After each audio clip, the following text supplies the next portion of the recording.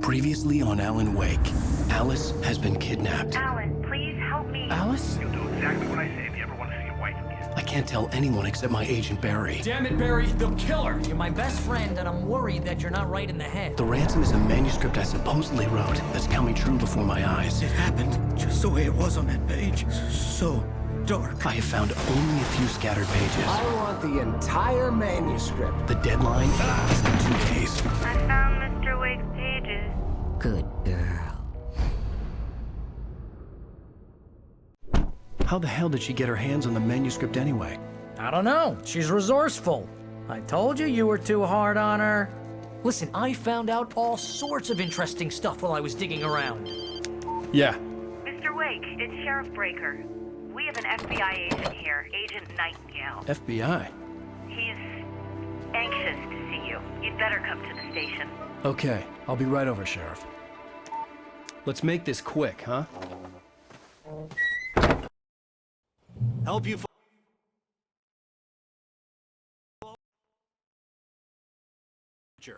We're looking for Rose. Works as a waitress down at the diner. Rose, sure. Nice girl. Who wants to know? I'm Alan Wake. The writer, huh? I heard on the radio you were visiting. Well, I'll show you her trailer.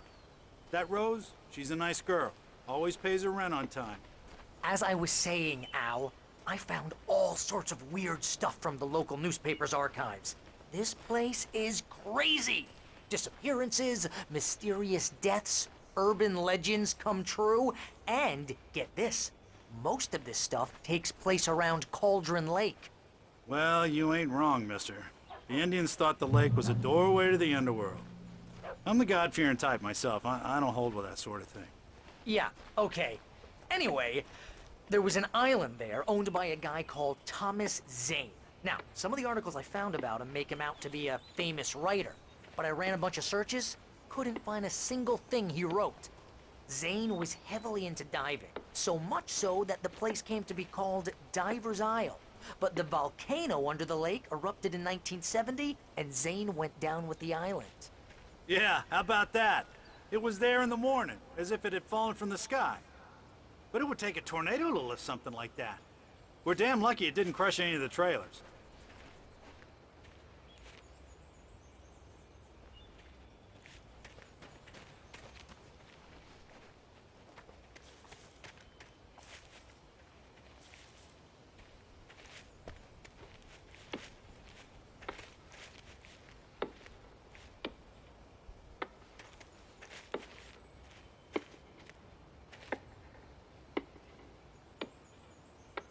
It gets better. A local girl, Barbara Jagger, drowned in Cauldron Lake just a week earlier. They were lovers. Sure, Jagger's a local spook story. The Scratching Hag comes for you in the dark. Childish stuff like that. Anyway, Al, I'm just getting to the best part. All of the articles about this stuff were written by Cynthia Weaver. I asked around, and she's that crazy bag lady you met. What, the lamp lady? She can be a little loopy, but she's not homeless or anything. Yeah, anyway, she knew both Jagger and Zane before they both died, and she had some kind of a breakdown.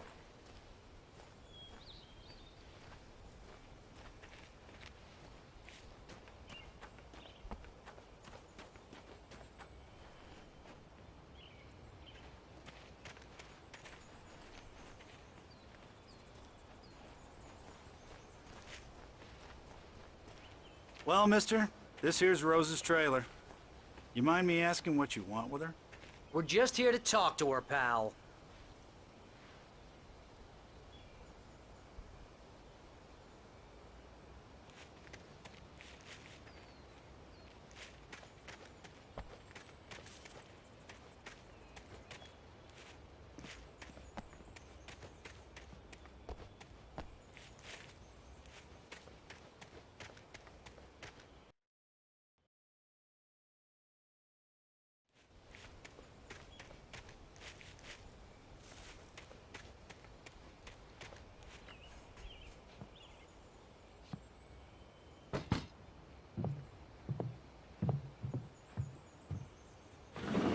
Welcome to... Oh dear. Mr. Wake. I'm I'm so glad you're here. Rose, you have my manuscript? Oh. Oh, yes. Yes. Please, come in. Hey, this is really good. Rose, Yes, my manuscript. I really need it. I understand. I know what you need. A muse to inspire you. Oh, for Barry? She doesn't have anything. Yeah, hey, Al? Al, what's... Oh... Barry! What? What?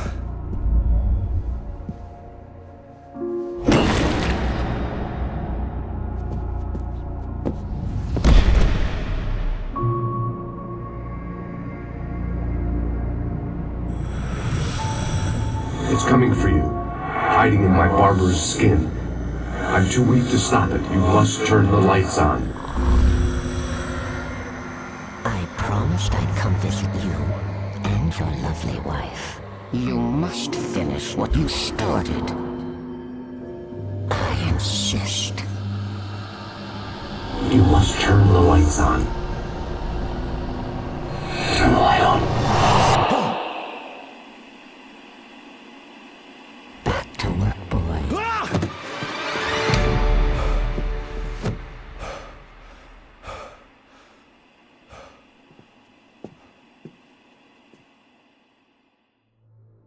I felt nauseous, hungover. Only anger kept me going. I can't tell reality from dream anymore, but it seems I have an imaginary editor to help me. She's an old woman in a funeral dress. I call her Barbara Jagger. She's very strict. I'm writing faster and faster. My manuscript is being heavily revised. The edits are getting very aggressive, and each day there's less of me and more of her. I hate it, but I know she's right. She promises me I can save Alice this way. She knows more of this than I do. About the complex incantation I'm attempting. About this place. She's worked with another writer under similar circumstances, Thomas Zane. The genre of the story seems to be shifting. It's turning into a horror story. I'm getting close. I can feel it.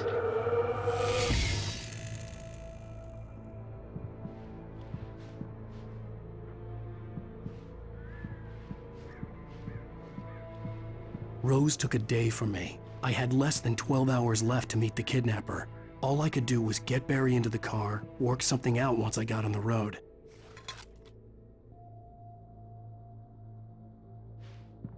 Welcome to the Oh Dear Diner. What can I get you today? Coffee? I couldn't work up much hate for Rose. Something had used her to get to me and left its mark. First refill is free. Milk and sugar on the counter there. Would you like to hear today's specials? Thank you. A nice day. Come back soon.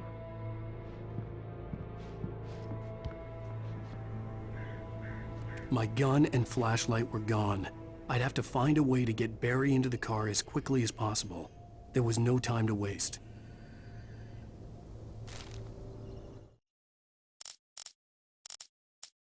Mr. Randolph liked Rose. That little smile she had. How she was still sweet when life had tried so hard to make her bitter. It wasn't any of his business what she did in her trailer. But those strangers, the writer and his smart-ass sidekick, looked like trouble. And they'd been in there for hours, way past her normal bedtime. He reached for the phone and called the sheriff's station.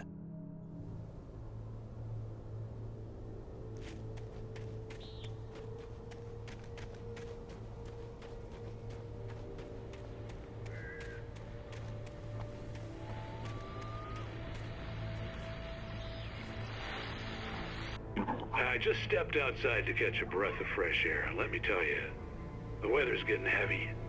Nights like this make me especially glad I'm here talking to you and not home in bed. Once the weather takes a turn like this, I can't sleep at all. It's all tangled bed sheets and dark thoughts, punctuated by the occasional plunge into nightmare. Is it just me? Well, perhaps it is. But I hope I can make the night a little bit easier to get through. Caller, you're on KBF FM. Hey, hi, it's Walt Snyder. What's on your mind, Walt?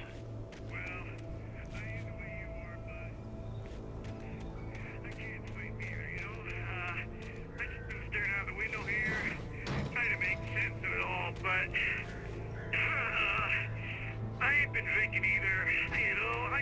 Well, you sound like a man with a problem, Walt.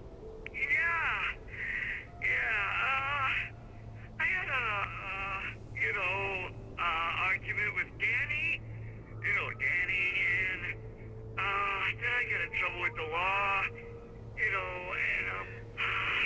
I'm just, I heard something like that, Walt. yeah. Well, Danny's my best friend, and, they let me out on bail today. And now I'm just alone here at the window, waiting. Man, and there's something in the air tonight, man. I was just outside looking up at the sky above our broadcast tower thinking the same thing. What are you waiting for, Walt? I don't know. Something's gonna happen. I think I better go. Well, Walt, maybe... No, thanks, Pat. Well, good luck to you, Walt. Hang in there. Let's take a little break, folks. This weather's really something else, huh? How can I be sure that you'll walk away? Why did you love me so? Only this way. How can I be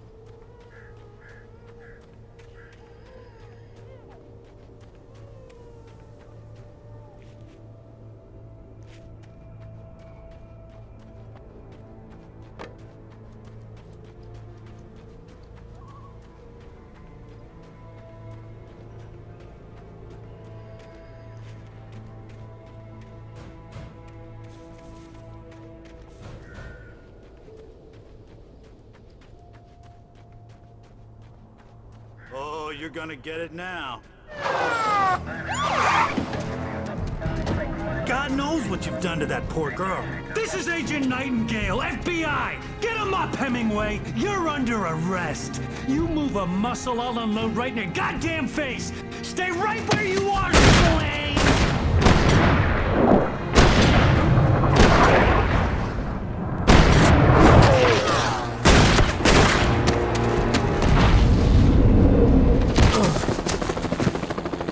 What are? I'm standing right here, you goddamn maniac!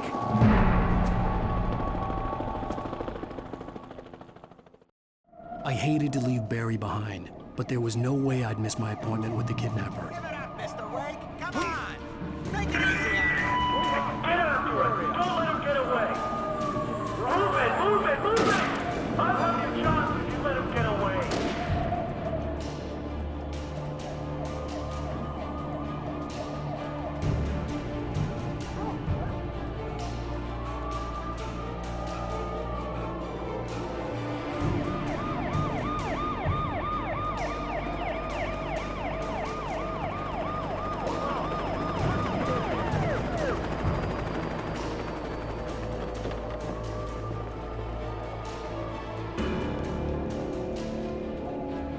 Stop running!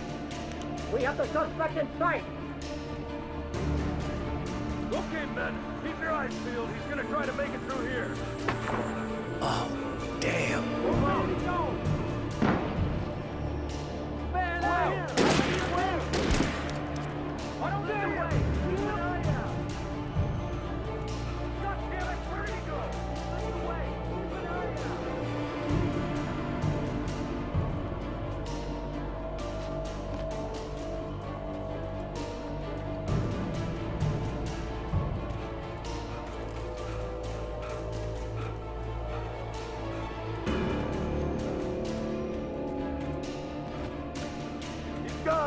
Come on, guys. We need to head him off.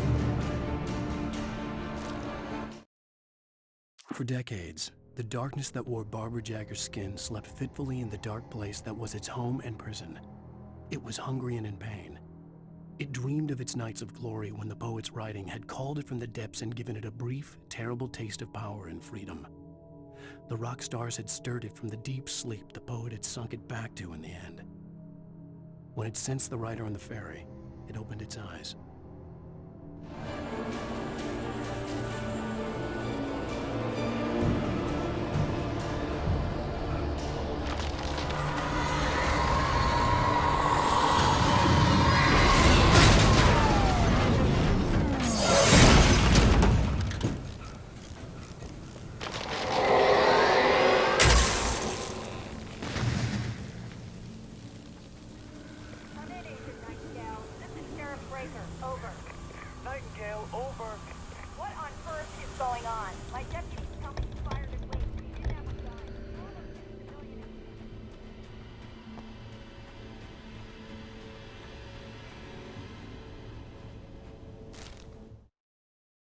Rose didn't know how the strange old lady got in her trailer, and she looked wrong somehow.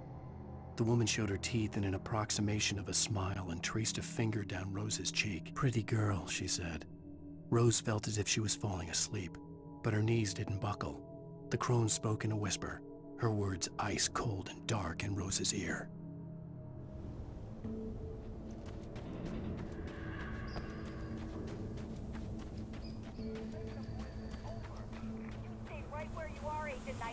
I'm on my way. Out.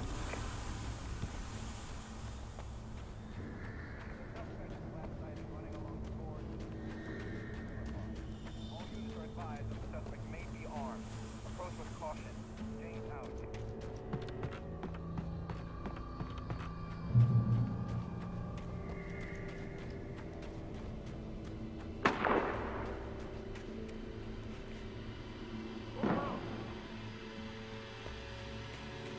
Search the area.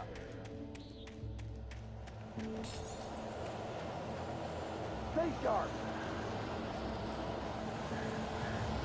This way. Over here.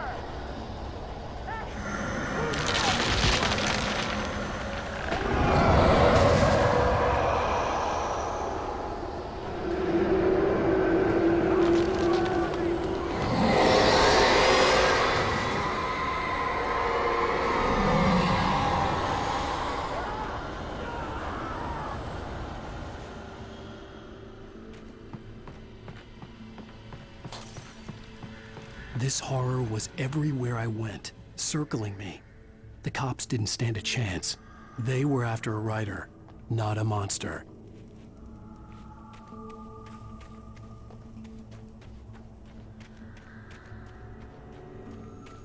Sheriff Breaker, this is Agent Nightingale. I've lost contact with person men you assigned to me.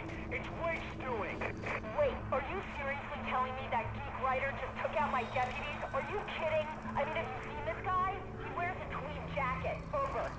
He's the guy we're chasing. If it's not him, who then?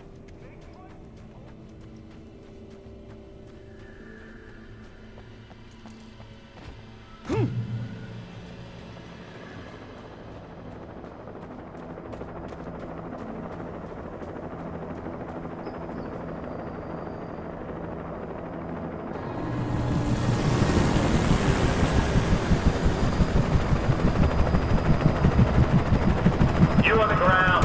Hold it right there. There's nowhere to run. Freeze!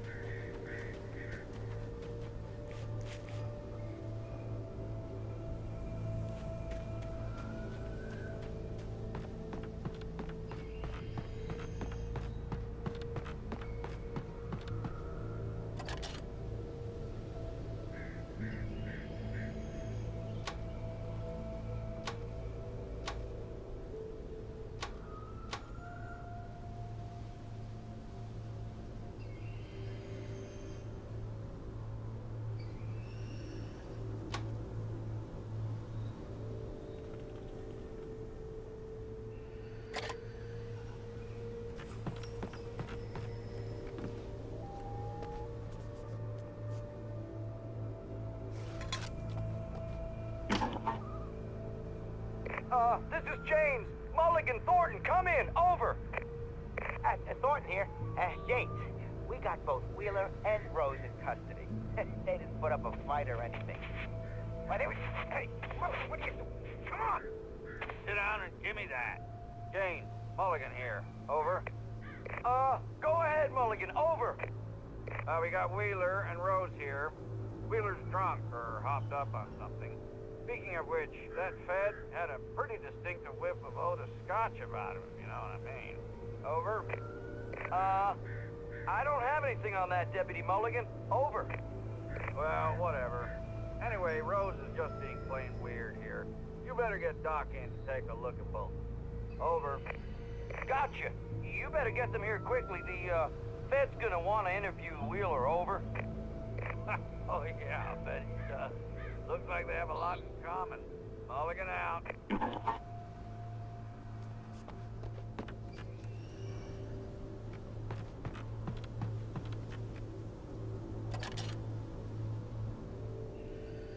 I could see the lights of the radio station in the distance.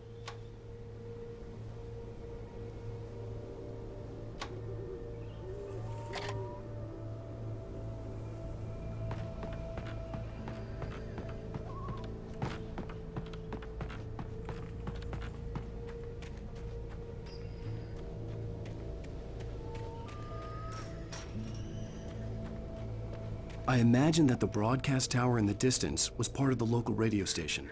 Maine seemed like a decent guy. Perhaps he could give me directions to the coal mine.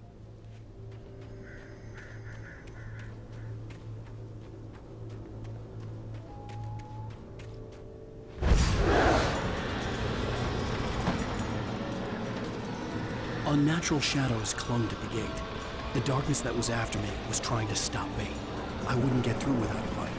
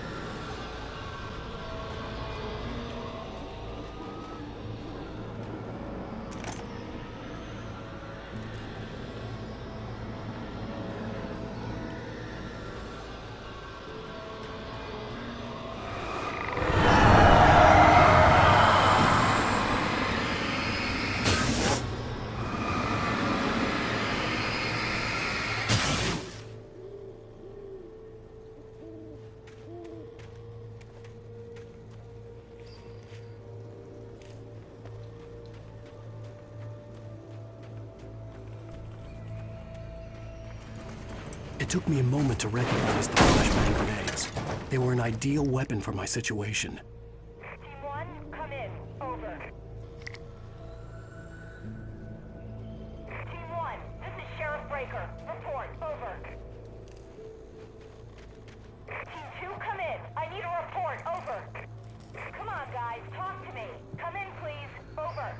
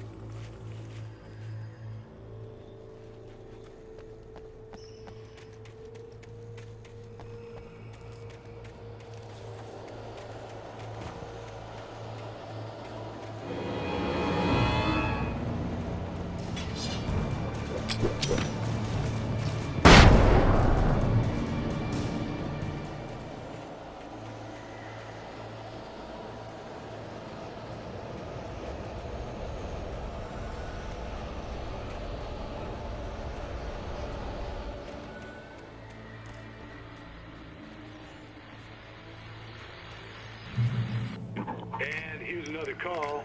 You're on KBFFM with Pat Maine. It's Milt Peabody, Pat. What's on your mind, Milt? Well, I live near the trailer park, Pat, and there's a big ruckus going on over there. Well, that's just up the road from me, too. What's going on, do you know? I don't know, but there's a bunch of police cars there, lots of sirens, a helicopter buzzing around, and I think I heard some gunshots. Gunshots? Yes, sir, like from a pistol. So can you find out what's going on? Because it's just next door and they're popping off guns there. They're still shooting? No, it was maybe 10, 15 minutes ago. It sounds serious, Pat. I'm telling you, it don't sound like no party. Well, I'm certainly going to give the station a call, Milt. Okay. You'll hear it here as soon as I hear from them. Okay, thanks.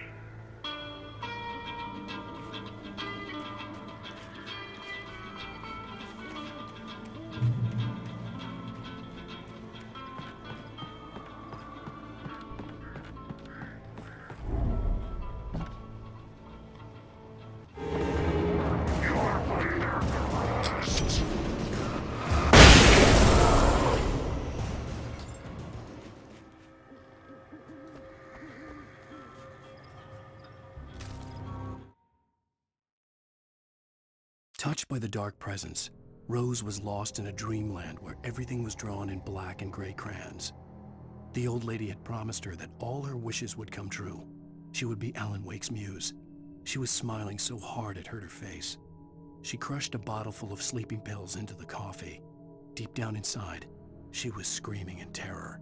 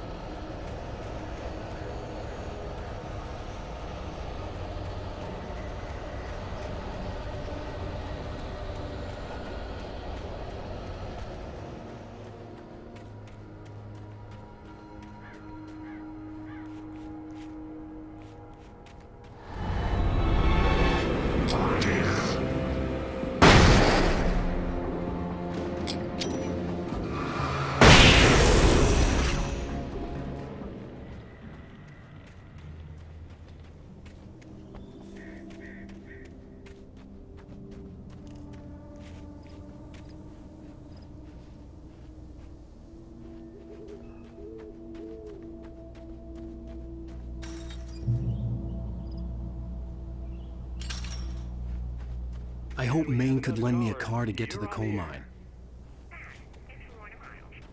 Why, hello, Lorna. What do you have for us?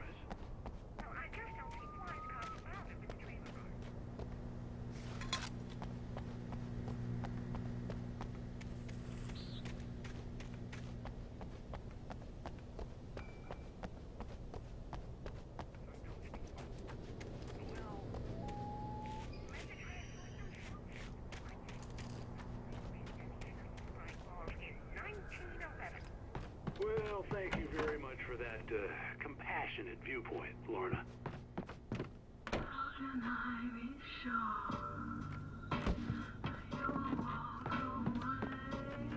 Oh, here's a little surprise. The famous writer Alan Wake just walked in. Folks, I'm going to see if I can talk him into an interview. Come on in, Mr. Wake. Oh, I'm so glad you could find the time to do this, Mr. Wake.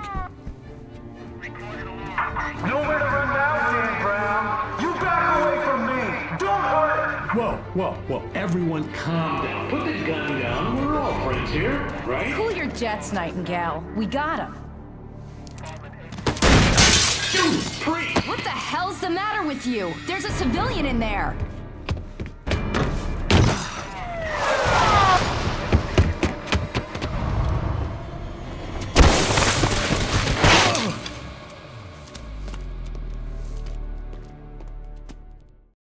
I'll get you yet, even if it kills me. You hear me?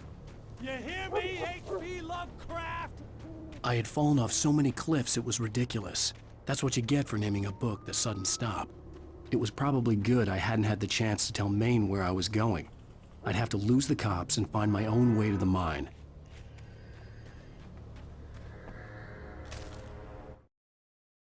Nightingale stared through the broken studio window into the dark woods.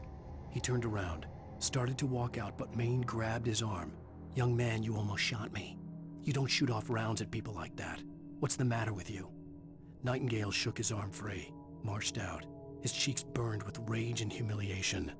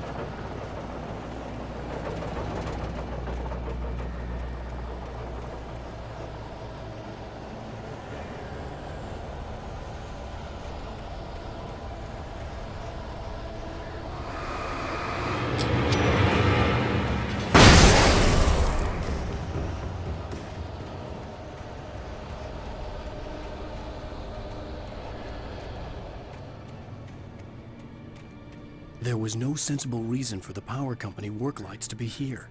It was almost as if they'd been left for someone like me to use.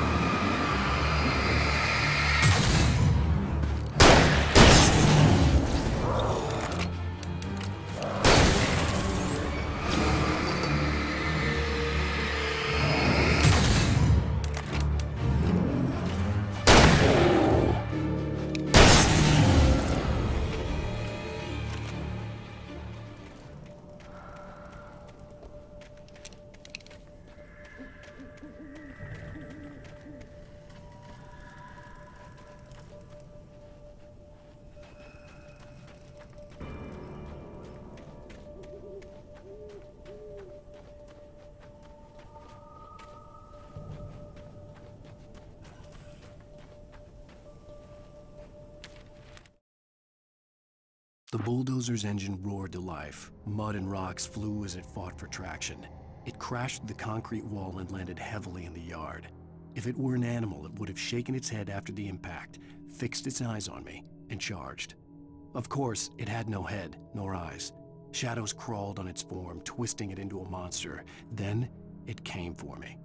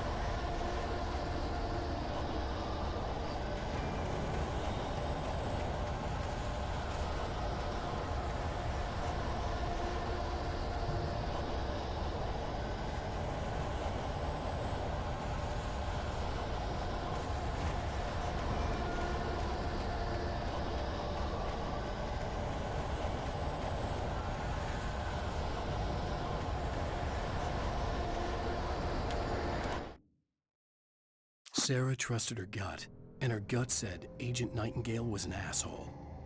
He felt wrong, and it wasn't just the smell of stale booze. It was in the way he flashed his badge, pulled rank, the look in his eyes when he wanted answers. Where was Alan Wake?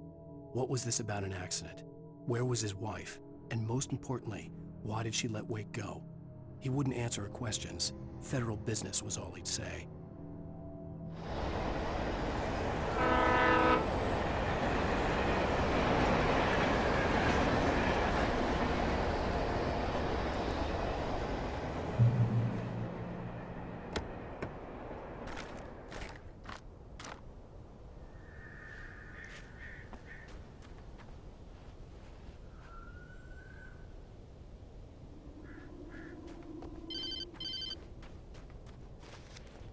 Hello? The most stubborn man I've ever met. Alice? Alice? Alan. Alan. I'm so afraid. Keeps me in the dark.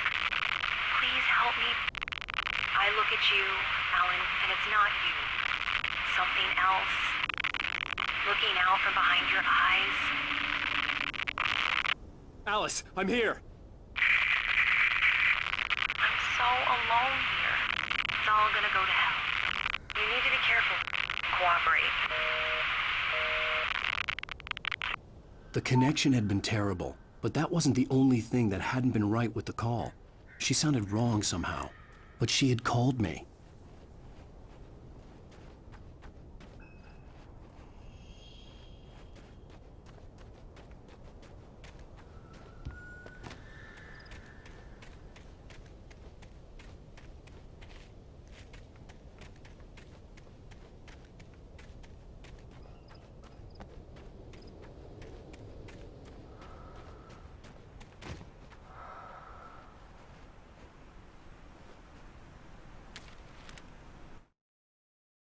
The pipe wrenched itself loose from the bridge's steel framework.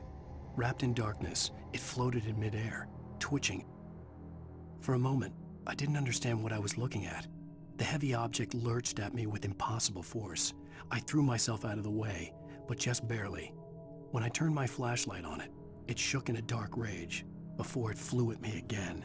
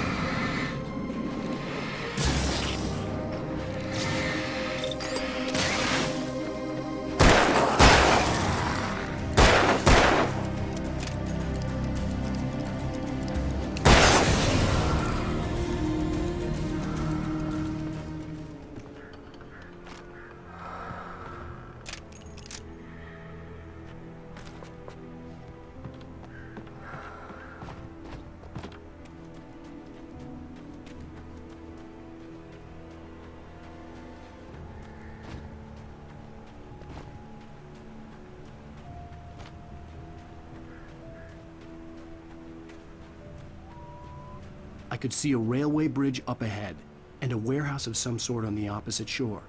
I hoped I could find a car from there.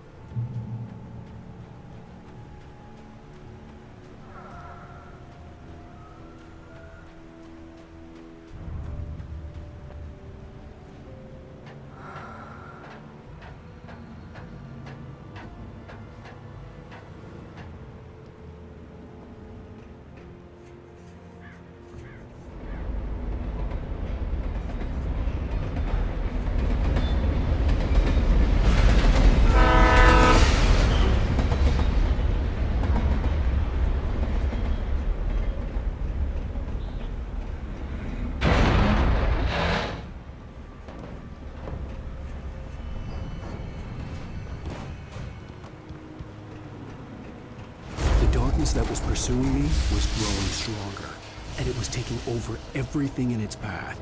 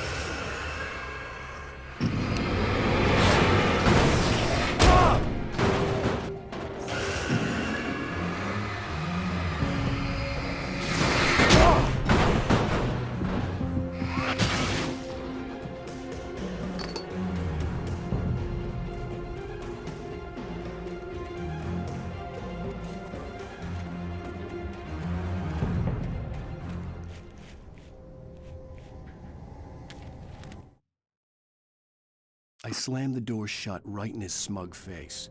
He pleaded for me to open the door. True to form, the asshole actually thought I would obey. I had no sympathy left, no guilt either, not for him. I took a moment to savor the scream. I bet I had a smile on my face. It was all that I had time for. The dark presence was inside the lodge with me.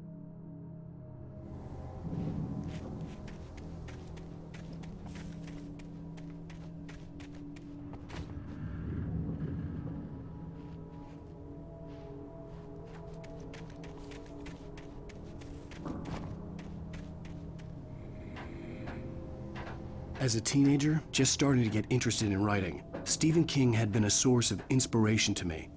I thought about all the inanimate objects that had come to life in his books. No one is safe in a good horror story, certainly not the protagonist. That's what makes them fun. This was anything but. The darkness could possess anything, and it was getting closer.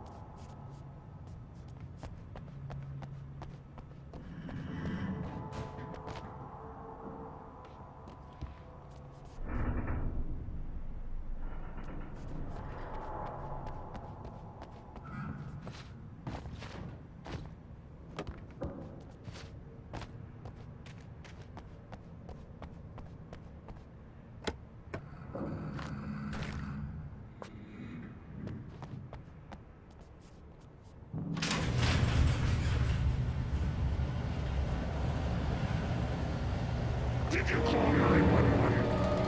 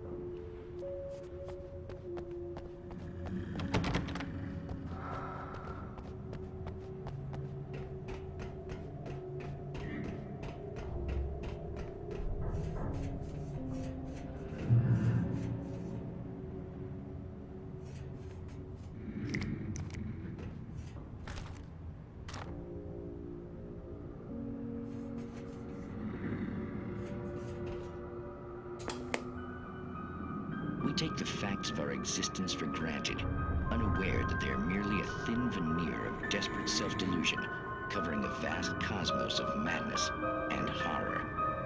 All too often, the stars are right. In Night Springs. Tonight's episode, A Family Occasion. Journalist Alvin Derlett's trip to study the local customs of an insular community in Night Springs has been less than successful. Until tonight. Well, I'm glad you changed your minds about this. Ancient customs, local mythology. My editor loves this kind of stuff. Well, Mr. Derleth, we don't want to feel like we're on exhibition. But you have demonstrated the seriousness of your intent. Oh, I am serious. Really, just do your thing. I'll stay out of your way and observe. Actually, I thought you could assist us. I'm afraid we are a man short. It would provide you with an intimate perspective. Could I really? Of course, Mr. Derleth. Well, I guess that's the least What would I have to do?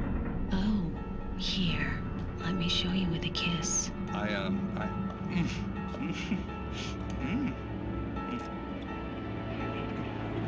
What did you...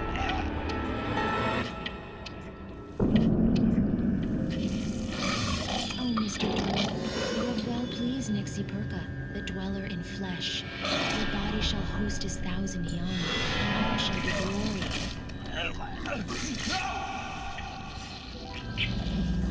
Shh, darling, be calm. Shh.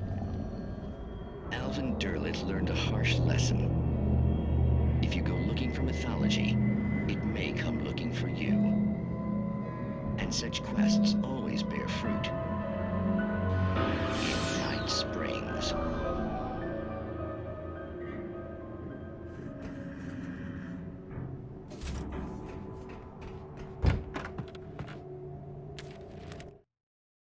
The darkness surged towards me, sucking everything loose from the ground into its depths, tugging at my clothes.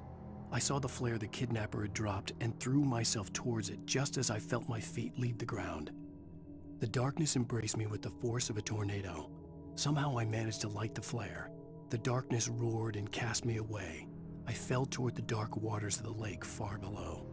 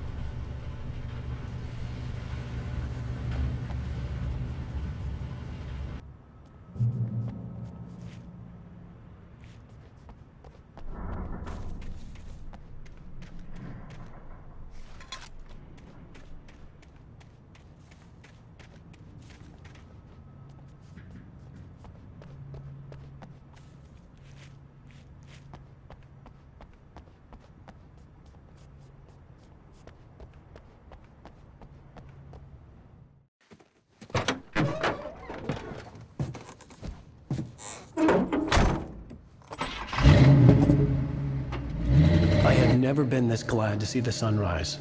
I had a couple of hours to get to the coal mine.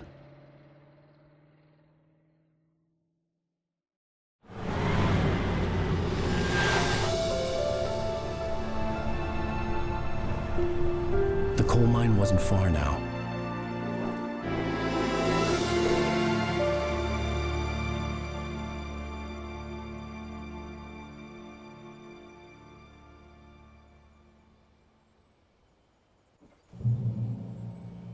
Today, I would meet the kidnapper, and he would give me Alice. I wouldn't give him any other choice. A drowning man will clutch at a straw.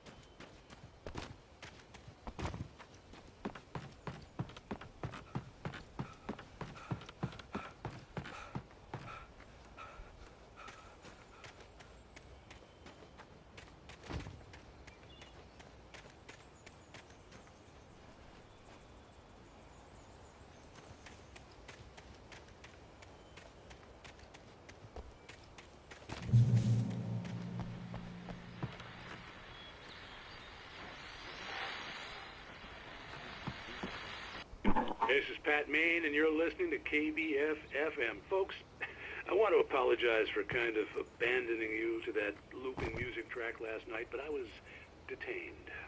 You see, I encountered a big-shot G-man with an itchy trigger finger who could use a lesson in manners and a boot in the ass, not necessarily in that order either. Now, folks, I know I'm not being very informative here, and I apologize for that. I really should just keep quiet, but I'm just so peeved right now, because some people just shouldn't be carrying badges. I'm just glad that our Sheriff Breaker was there to straighten things out. And if someone I met last night is listening, let me just say, I'm sorry if my mouth got you in trouble. I'm pretty sure you're not the bad guy here. Godspeed, son. I hope you know what you're doing. Now, on a lighter note, I'll be talking to Dr. Nelson all morning. But first, a little music.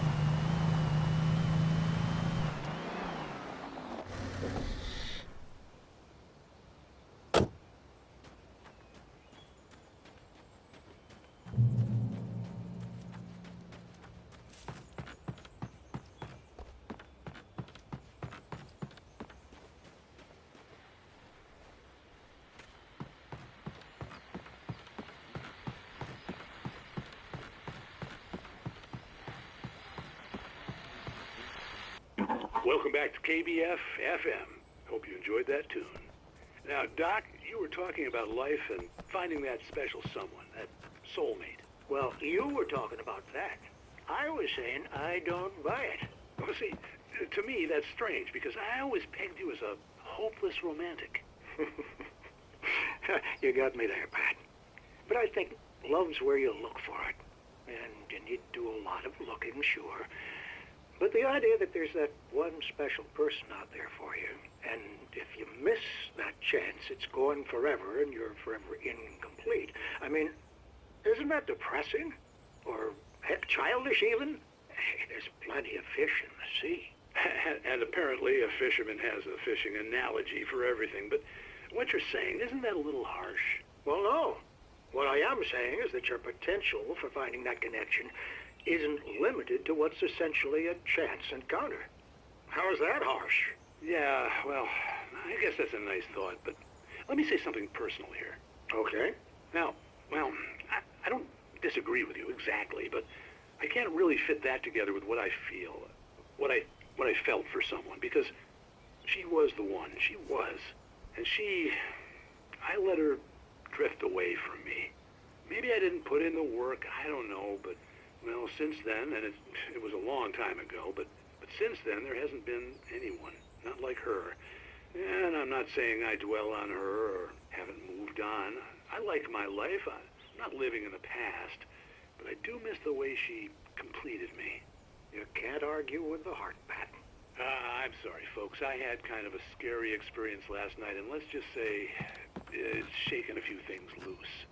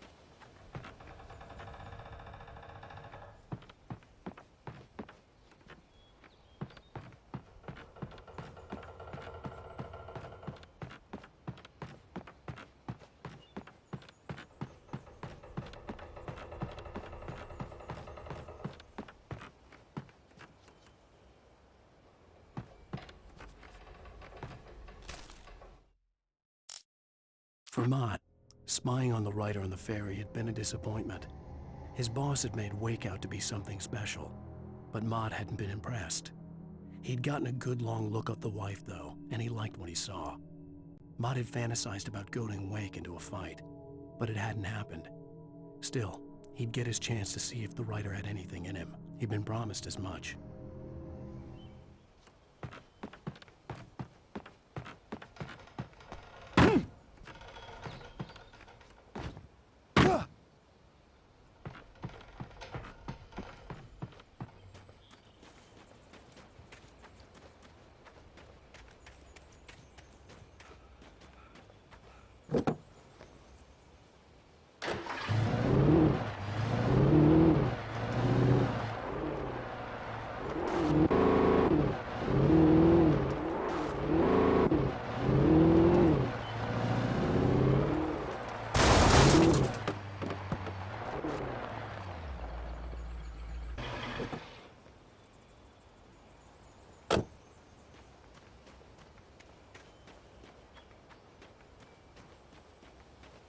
I was early. I was supposed to meet the kidnapper at noon in the main building. The coal mine was quiet. It was a museum now.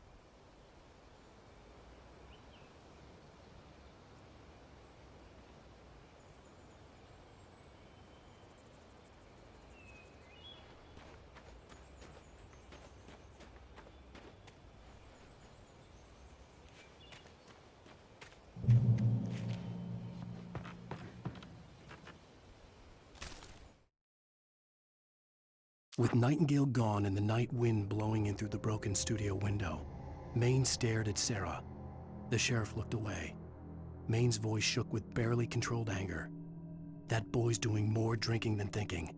I hope you know what you're doing, Sarah. He's got a sickness in his eyes. You take my word for it. He wants Wake for a reason, and it's not for anything good.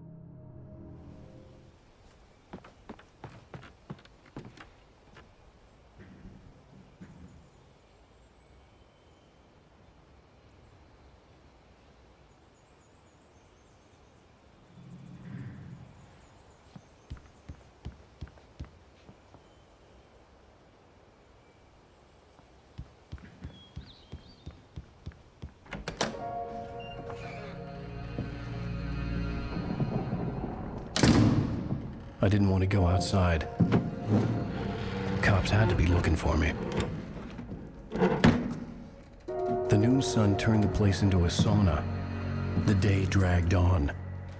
Different scenarios ran through my mind. Ways of how I'd torture the kidnapper to get Alice back. Or the different horrible things he could have done to her. I imagined her dead. I had no way of knowing she was still alive. It was killing me.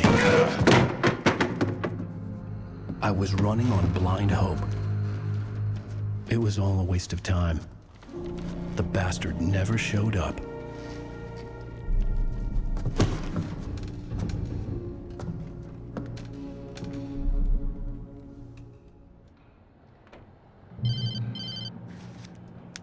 Wake! Where the hell are you? Change of plans.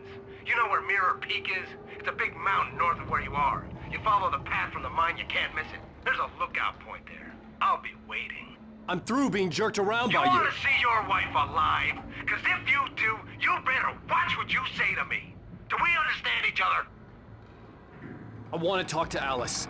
Yeah, and I want the manuscript. Don't keep me waiting, Wake. Hello? Hello! Ah! I'm gonna kill him! I had to get to Mirror Peak.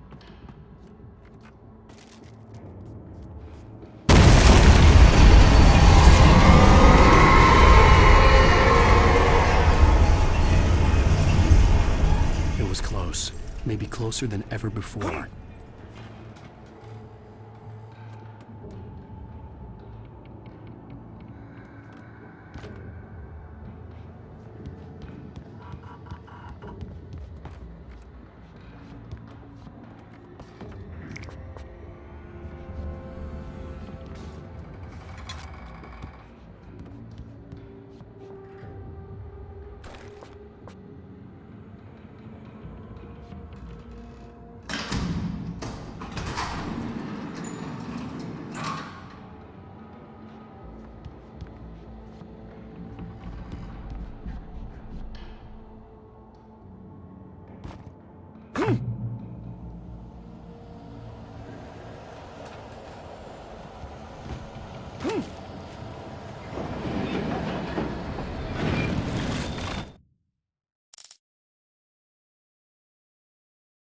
When Thomas Zane fell for Barbara Jagger, it happened fast.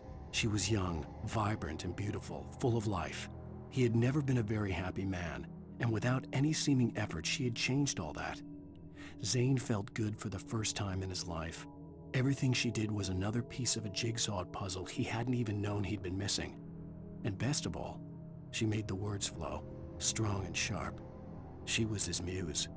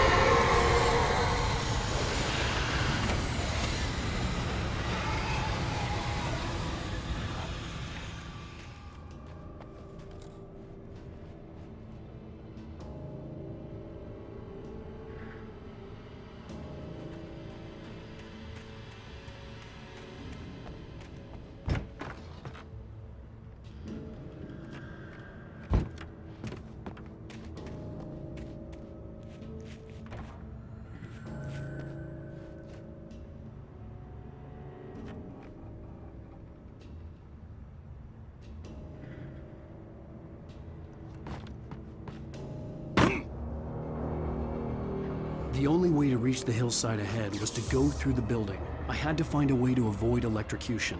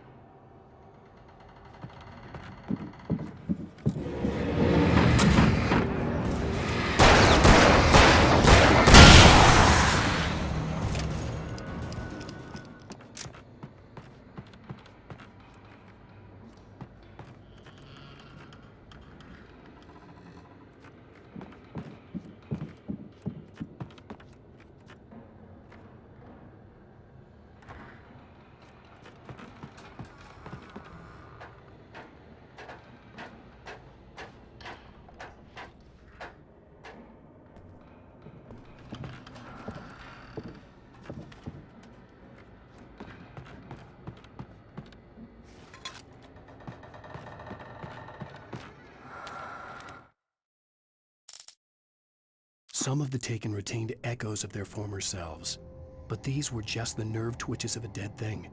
Nothing remained but a shell covered and filled with darkness. In most cases, these puppets were enough for the purposes of the dark presence. But for anything more elaborate, as with the writer, it was different. It needed his mind.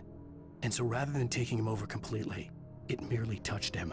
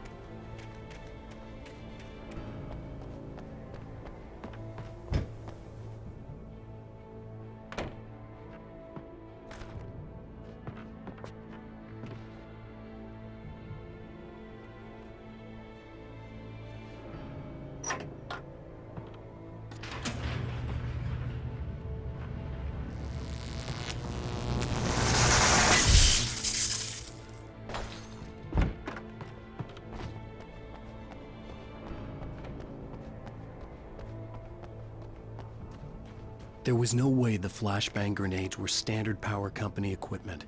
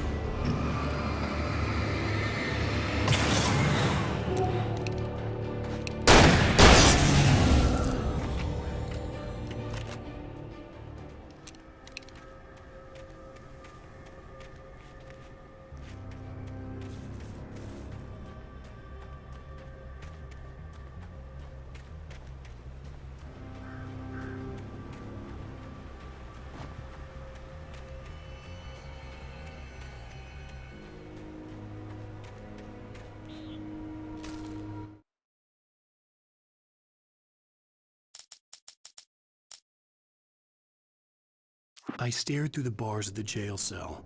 Barry stood behind me, swaying on his feet, looking as ill as I felt. Agent Nightingale stood on the other side of the bars with Sheriff Breaker. Nightingale had a stack of manuscript pages in his hand. He seemed unhinged as he gloated.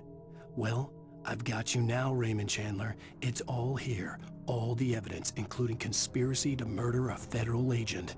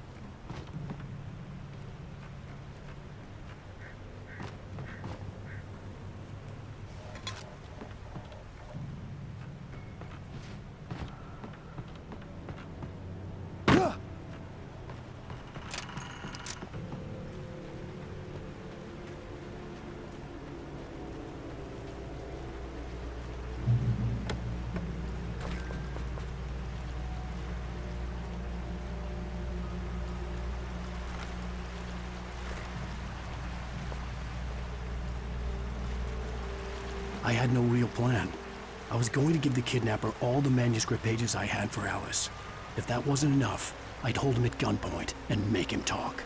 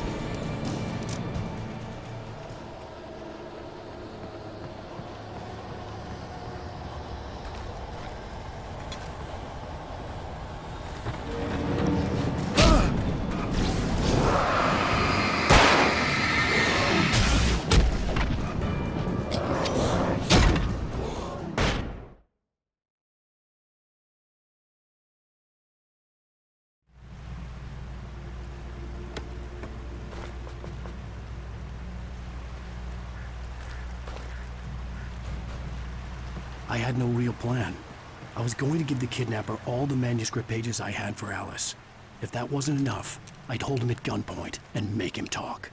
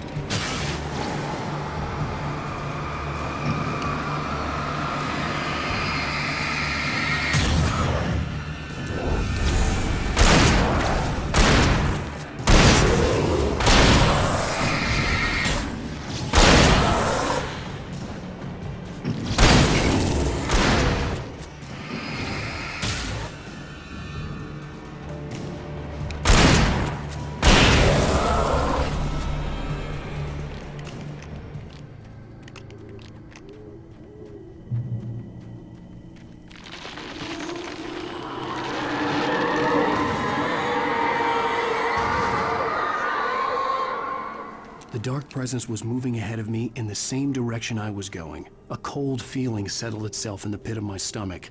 Was it going for Alice?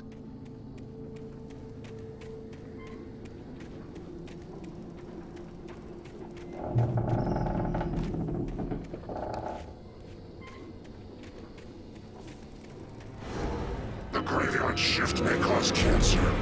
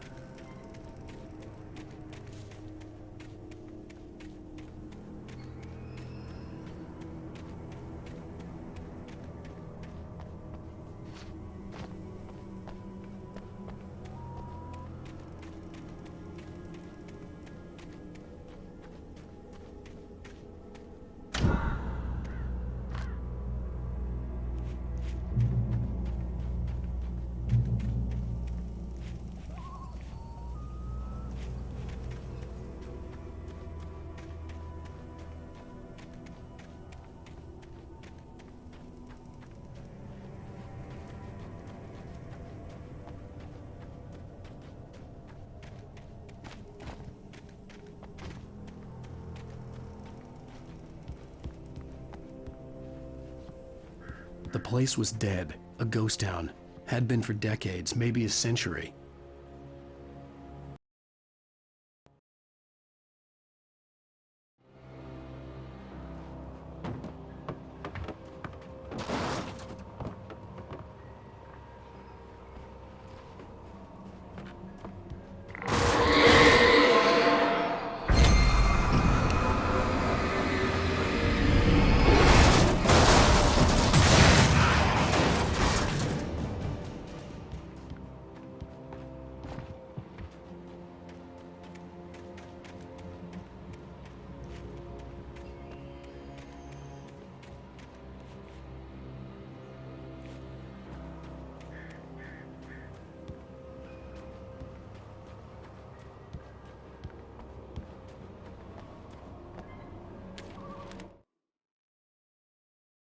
Things were never as simple in real life as in fiction.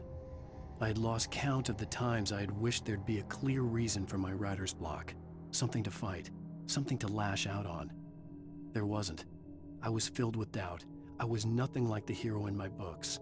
Alex Casey had gone through his life with single-minded determination, never wavering from his goal. Even now, I was angry at myself, angry at Alice, angry at Barry. I was fumbling and I had no plan.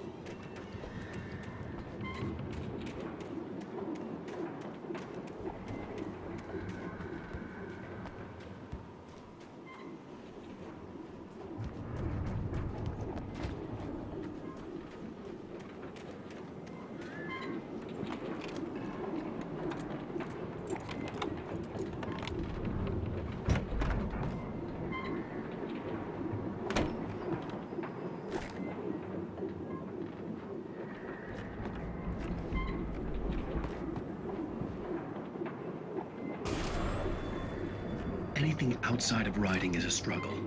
I feel ill. I managed to make my way downstairs. There's a shoebox filled with books and papers by Thomas Zane. It's very hard to focus, but I managed to read some of it. He's a poet, and a good one. He writes of muses and creators summoning fabulous things from a magic lake, using his powers to shape the world of a realm of gods and dreams and demons, dark things that wait for a chance to slip through, wearing the flesh of men as disguise. Zane writes about himself, his girlfriend being taken over by a dark presence, about growing scared of the lake.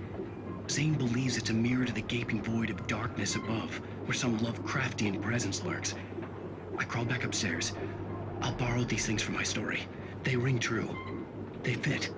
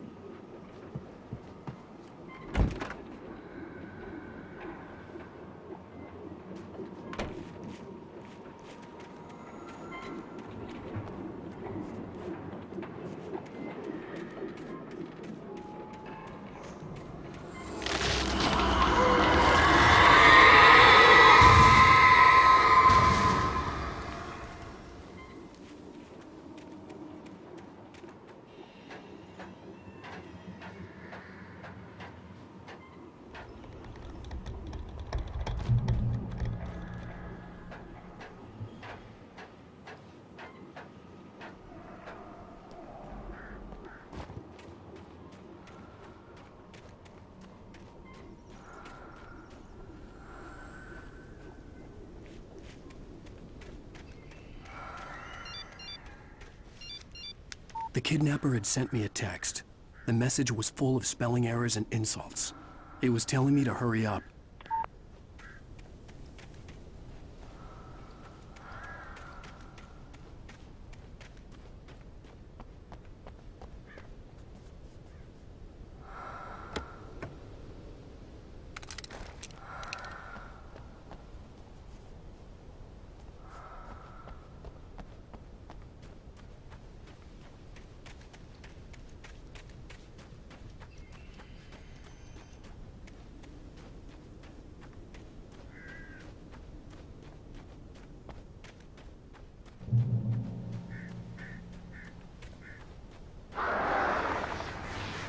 Birds.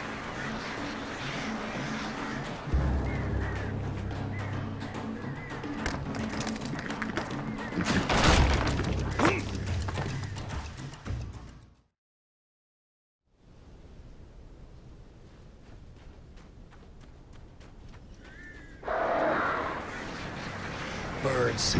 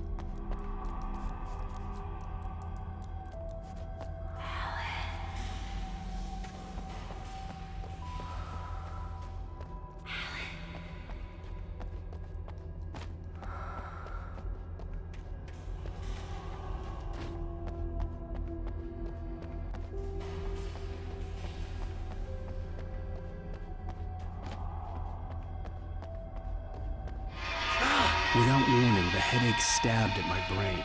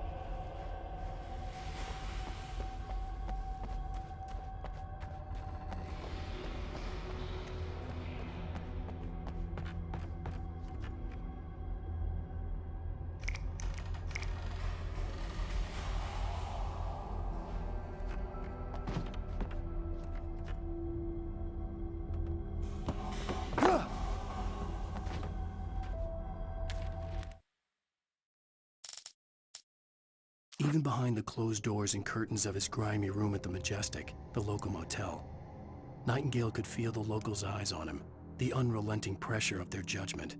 He forced it out of his mind. For all he knew, they could all be under Wake's spell already. You do what you have to do to get the job done. He took comfort from the bottle in his hand. Please, he thought, just let me get through this.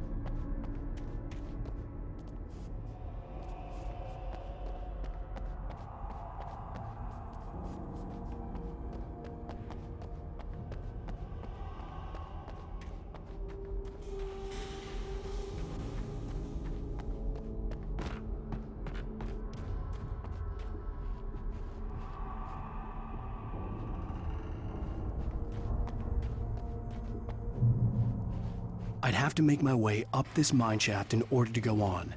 Maybe the machinery could help me with that.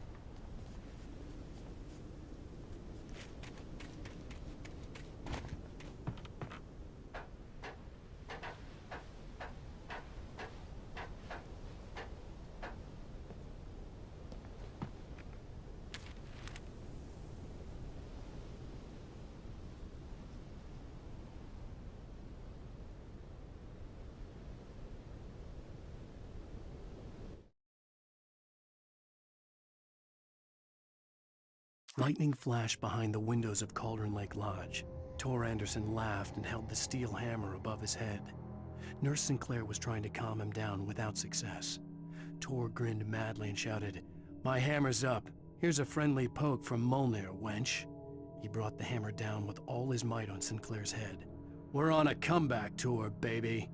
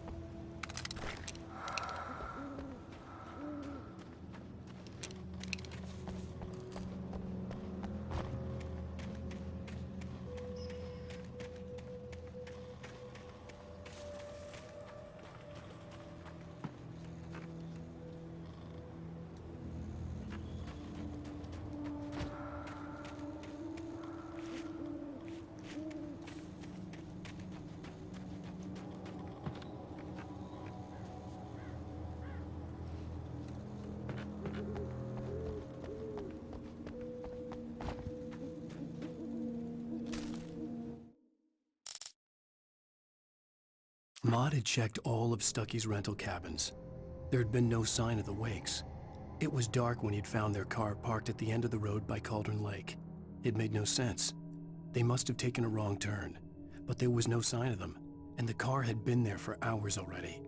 Frustrated, Mott stood on the rotten ruin of the footbridge that had once led to Diver's Isle before it sank beneath the waves years ago. The boss wouldn't be happy.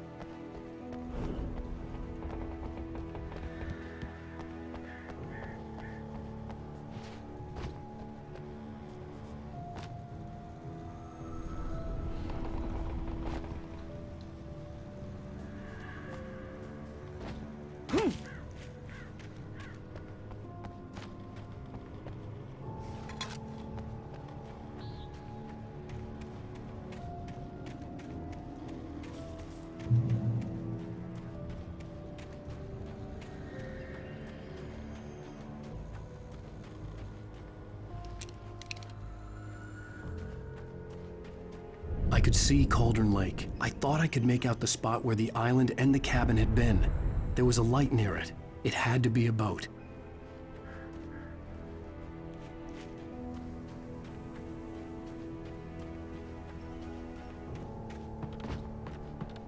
I was close now.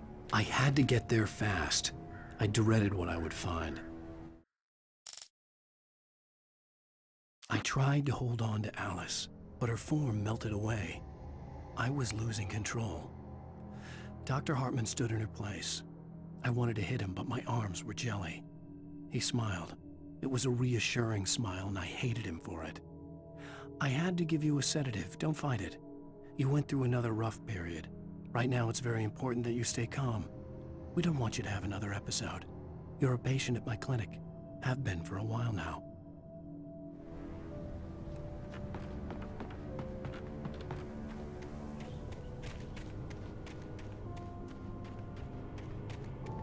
Wait!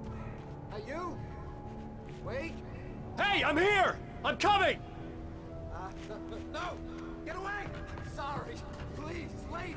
The boss didn't know who he was messing with! I didn't know! I swear, I didn't know! We don't have his wife! We don't know where she is! She's probably drowned! We just said we had her to make him play ball, you see? To get him writing for us! Please! Please! Oh! I'm sorry! Please don't hurt me! Ah! Ah!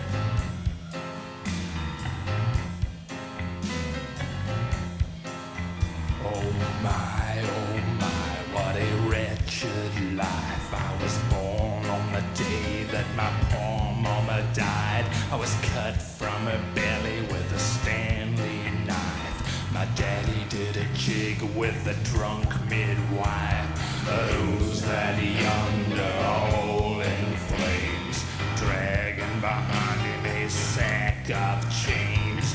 Who's that yonder, all in flames? Well, up jumped the devil and he staked his claim on me.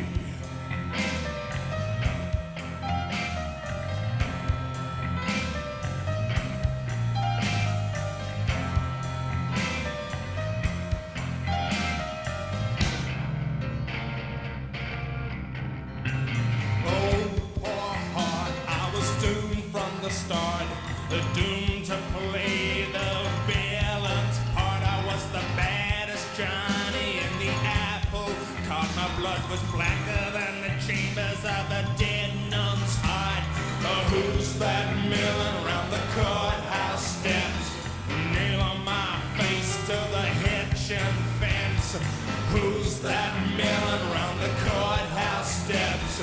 Up jumped the devil and off we crept.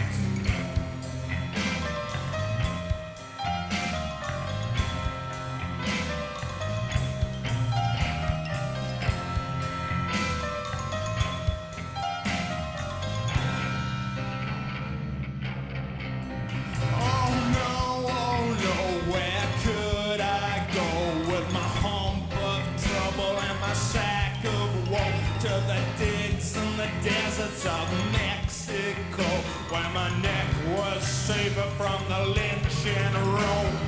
Who's that yonder laughing at me like I was the brunt of some hilarity? Who's that yonder laughing at me? Well, up jumped the devil, 1, 2, 3.